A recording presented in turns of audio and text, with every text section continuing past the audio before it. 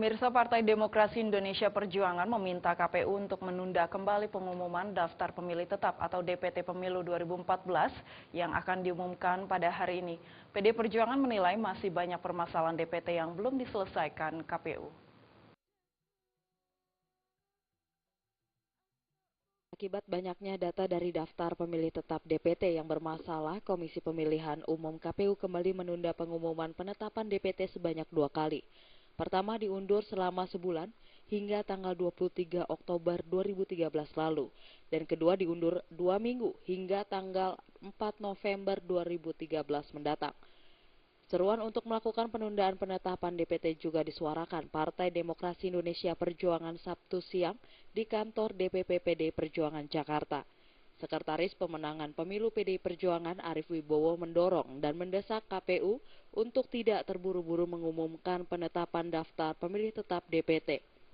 Pasalnya masih banyak permasalahan, seperti salah satunya masih ditemukannya nomor induk kependudukan yang ganda di beberapa wilayah di beberapa provinsi di Indonesia.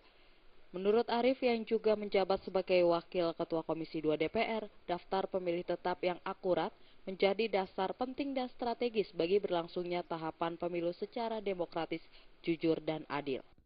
Karena itu sebenarnya kita mendorong dan sekaligus mendesak pada KPU untuk tidak terlalu terburu-buru. Karena masalahnya memang sangat banyak, ya.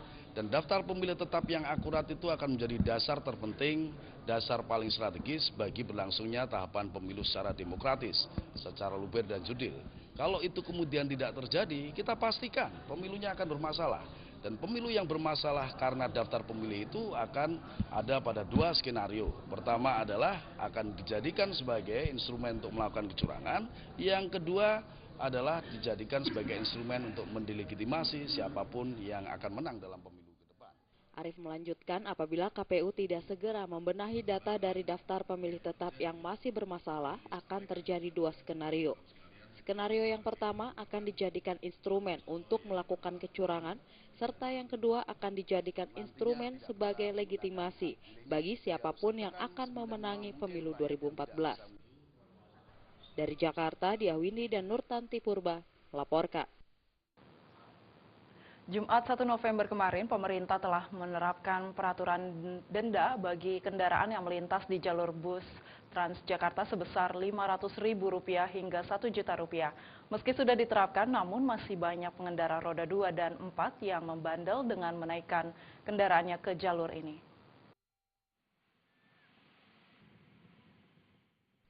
Peraturan denda sebesar Rp500.000 hingga Rp1.000.000 bagi kendaraan yang melintas di jalur bus Transjakarta mulai diterapkan pada Jumat 1 November 2013 kemarin.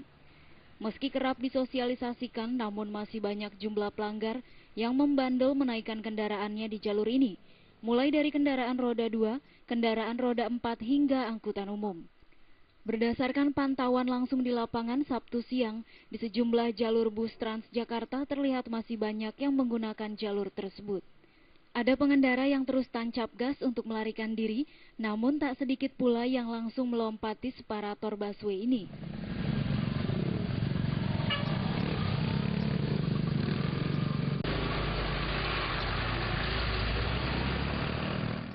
Meski demikian, penerapan denda ini mendapat tanggapan positif dari pengguna jalan lainnya agar tertib berlalu lintas. Setuju banget. Nah, karena biar kayak begini kan juga harus tetap lalu lintas, Mbak. Itu juga membahayakan fasilitas yang sudah diberikan sama negara. Ya setuju aja sih untuk biar ketertiban ya, apalagi kecelakaan kan banyak begitu ya. Ya seharusnya memang dilanjutkan. Selain itu, sejumlah pengguna bus Transjakarta pun mendukung program pemerintah ini agar memberikan kenyamanan selama perjalanan bagi bus Transjakarta. Ya, saya setuju aja dengan peraturan itu ya. Setujunya kenapa? Ya, maksudnya biar penumpangnya juga lebih nyaman gitu, nggak terganggu dengan kemacetan juga gitu. Kalau busway kan jadi jalannya lebih lancar. Iya, setuju aja. Kenapa sih? Mungkin bisa lebih tertib. Kendaraannya juga lebih lancar. Iya, lebih nyaman gitu. Tujuan awalnya juga supaya lancar kemana-mana, jadi kan terlalu banyak penggunaan mobil pribadi, jadi banyak penggunaan angkutan publiknya gitu. Dari Jakarta, Linda Puspitasari dan Muhammad Ihsan melaporkan. Pemirsa, rilis Lingkaran Survei Indonesia LSI menyebutkan 3 tokoh unggulan Partai Nasionalis dan 3 tokoh Partai Islam yang dilakukan per Oktober 2013.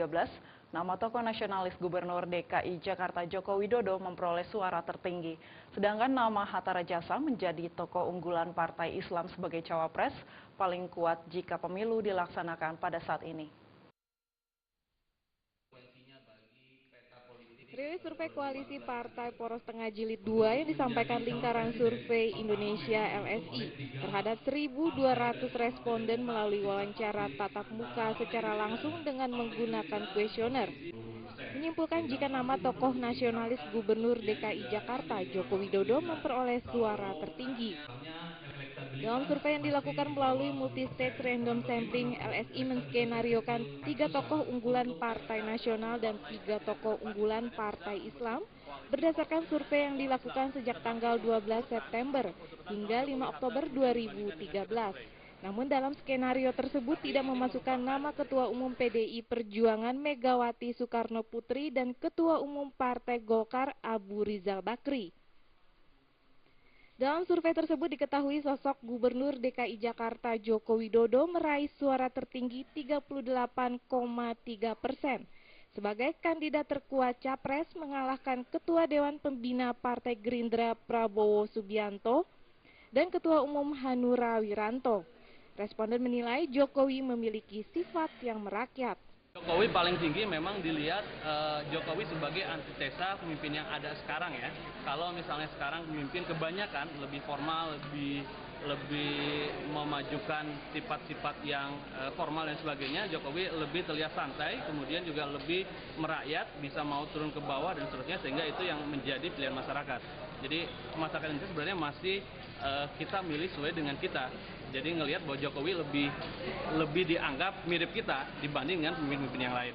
Sementara itu sosok Ketua Umum PAN Hatta Rajasa dianggap sebagai kandidat cawapres paling kuat jika pemilu digelar saat ini yang meraih suara 31,3%. Karena dikenal sebagai figur yang tingkat konfliknya paling rendah dan elektabilitasnya paling tinggi mengungguli Yusril Iza Mahendra, Muhaimin Iskandar, Surya Dharma Ali, dan Anies Mata yang merupakan tokoh Partai Islam. Dari Jakarta, Maria Magdalena dan Muhammad Adam melaporkan. Ya, jangan beranjak dulu pemirsa, di segmen terakhir kami masih memiliki sejumlah informasi, tetaplah bersama kami.